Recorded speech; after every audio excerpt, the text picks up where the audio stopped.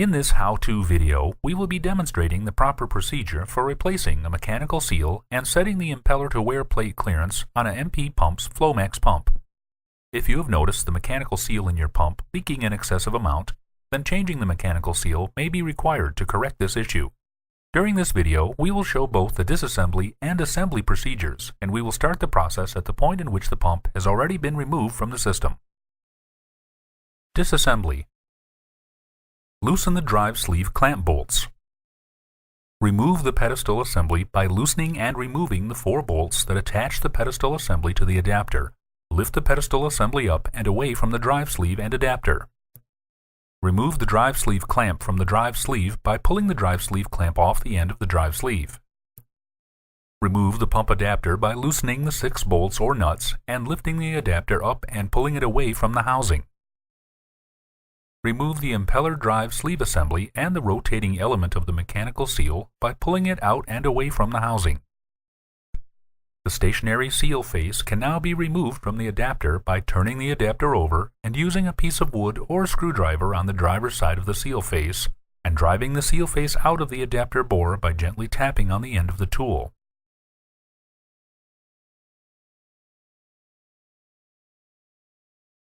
The rotating element can be removed from the drive sleeve by working the seal face and bellows assembly back and forth while pulling it from the drive sleeve.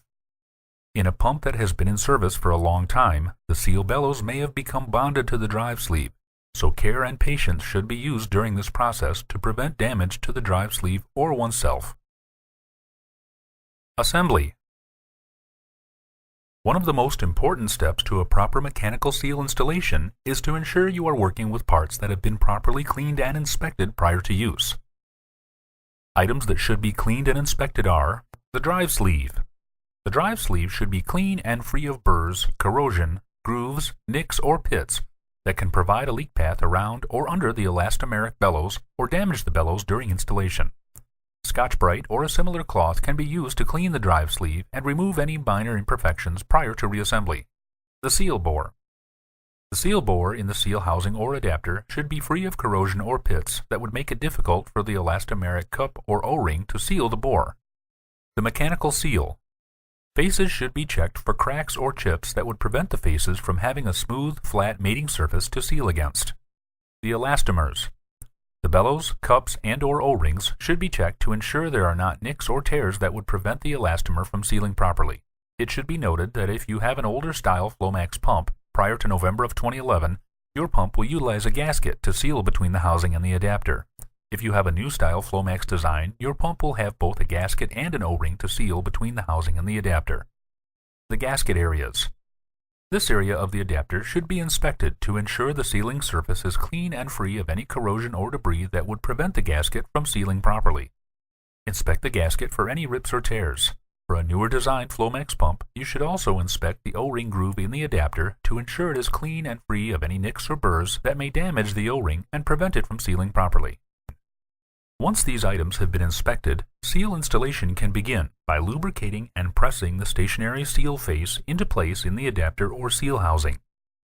At MP Pumps, we use P80 rubber lubricant in all mechanical seal installations to aid in installing the elastomeric components. When installing the stationary seal face, ensure the side of the seal face with the groove or dot is installed first or down into the adapter bore, leaving the polished side of the ceramic face up to mate with the rotating seal element. When installing a standard carbon ceramic and Viton mechanical seal, pressure no greater than you can apply with your thumbs should be needed to install the stationary face. This face should never be hammered into place. Be sure that it is seated squarely in the bottom of the bore. Installing the rotating face on the drive sleeve will require lubricating the elastomeric bellows and the drive sleeve with P80 rubber lubricant, and then pushing the rotating assembly into place with the spring down towards the impeller. Do not compress the rotating seal spring. When the impeller is installed and the proper impeller clearance is set, the proper mechanical seal working height and spring tension will be set automatically. The rotating assembly should be pressed onto the drive sleeve only far enough that the entire bellows and face assembly are on the drive sleeve. Clean the seal faces with a cloth or paper towel to remove any lubricant that may be on top of the contact surface.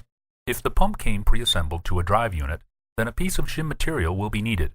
Shim material should be approximately 20 thousandths of an inch thick and 18 inches in length. Looking into the discharge port of the Flomax pump, you will see 3 holes in the housing.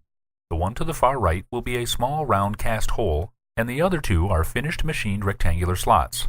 The middle hole or slot is where the shim material should be positioned. Place the impeller and drive sleeve assembly into the pump housing. Install the housing gasket on the housing. Install the adapter O-ring on the adapter if you have a newer model Flomax. Install the adapter onto the housing using care to orient the adapter correctly and tighten the 6 hex head bolts or nuts. When doing this, use caution to not contact the drive sleeve end with the stationary seal face. Doing so may damage the seal face. Install the drive sleeve clamp onto the drive sleeve. Position the drive sleeve clamp in the middle of the exposed drive sleeve length. Install the pedestal assembly by inserting the pedestal shaft into the drive sleeve and aligning the mounting bolt holes with the adapter holes. Insert and tighten the 4 hex head bolts to secure the pedestal assembly. The drive sleeve clamp bolts can now be tightened evenly to secure the drive sleeve to the pedestal shaft. This can be checked by visually inspecting the gap between the clamp halves to ensure even tightening. With the drive sleeve clamp in place and tightened evenly, the shim material can be removed from the discharge port of the housing. The pump should be rotated to ensure that rotation is free of rubbing or any scraping noise. If either of these occurs, then the shim should be reinstalled and the clearance should be verified again. Once the clearance is set and free of any rubbing or noise, your pump will be ready to be installed into your system.